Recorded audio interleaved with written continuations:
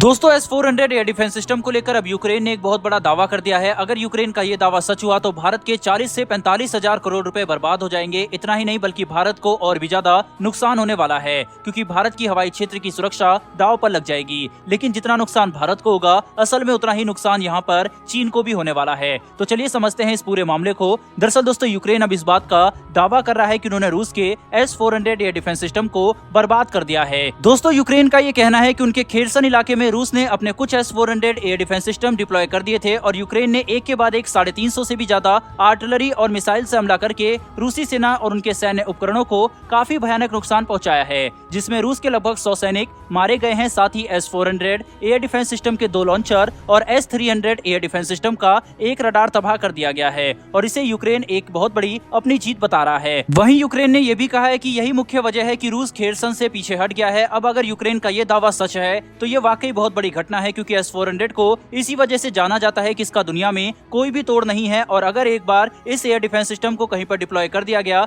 तो वह इलाका एक अभेद किले में तब्दील हो जाता है। लेकिन हैरानी की बात तो यह है कि यूक्रेन ने इतना बड़ा दावा तो कर दिया, लेकिन इसे सत्यापित करने के लिए कोई भी वीडियो जारी नहीं की गई है। वहीं एक फोटो जो यूक्रेन ने जारी की है उस पर भी काफी ज्यादा संदेह है कि वह सच है या फिर नहीं। कुल मिलाकर यूक्रेन के दावे तो काफी बड़े हैं, लेकिन उन्हें साबित करने के लिए उनके पास मौजूदा समय में कोई भी सबूत मौजूद नहीं है। दोस्तों भारत ने रूस से लगभग 5.4 अरब डॉलर की कीमत पर 2018 के अक्टूबर में S-400 एयर डिफेंस सिस्टम की 5 रेजिमेंट खरीदी थी, जिसकी डिलीवरी साल 2023 के अंत तक पूरी कर दी जाएगी और भारत को इसकी एक रेजिमेंट को डिलीवरी मिल भी चुकी है, जिसे भारत ने ऑपरेशनल भी कर दिया है। भारत ने इसे अमेरिका के तमाम प्रतिबंध लगाने की धमकी देने के बावजूद भी रूस से इसलिए खरीदा था ताकि भारत अपने हवाई क्षेत्र की संपूर्ण सुरक्षा कर पाए। S-400 एयर डिफेंस सिस्टम बेहद ही ज्यादा सक्षम और काबिल है। ये किसी भी तरीके के हवाई खतरों को तबाह करने में सक्षम है। इसकी मिसाइलों के हमले से दुश्मन का कोई भी विमान, मिसाइल, ड्रोन बचकर नहीं निकल सकता। यह संपूर्ण हवाई सुरक्षा प्रदान करता है, इसीलिए भारत ने इसे खरीदा है। लेकिन यूक्रेन की तरफ से किए जाने वाले ये दावे लोगों के मन में इस एयर डिफेंस सिस्टम की क्षमता को लेकर संदेह पैदा कर सकते हैं। लेकिन क्योंकि यूक्रेन अपने इस दावे को सही साबित करने के लिए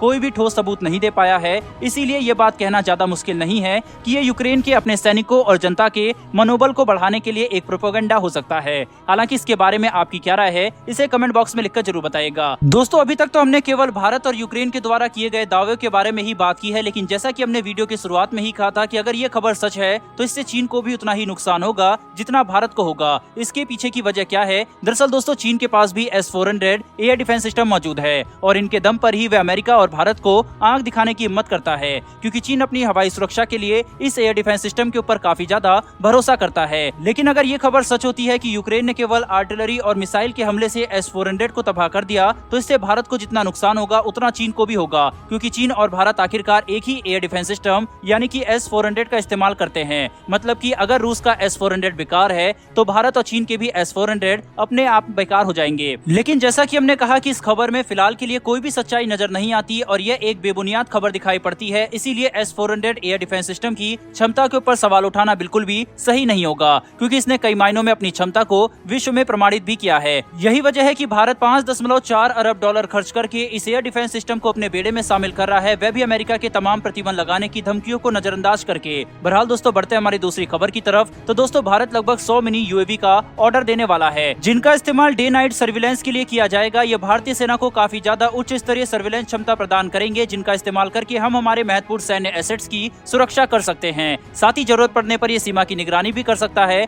और जरूरत के समय यह बेहद ही ज्यादा असरदार और एक्यूरेट इंटेलिजेंस भी प्रदान कर सकता है, जिसके इस्तेमाल से हमें काफी ज्यादा फायदा हो सकता है। कुल मिलाकर देखा जाए तो ये 100 ड्रोन्स भारत की क्षमता को बढ़ाने में काफी ज्यादा असरदार साबित होंगे। साथ ही इन सभी ड्रोन को स्वदेशी सोर्सेज से प्रोक्योर किया जाएगा, जो कि भारत के मेक इन इंडिया प्रोग्राम के लिए भी काफी ज्यादा अच्छी बात है। बहरहाल दोस्तों इस वीडियो में इतना ही। कल फिर मिलेंगे डिफेंस से जुड़ी ऐसी एक नई खबर के साथ। धन्यवाद। जय हिंद।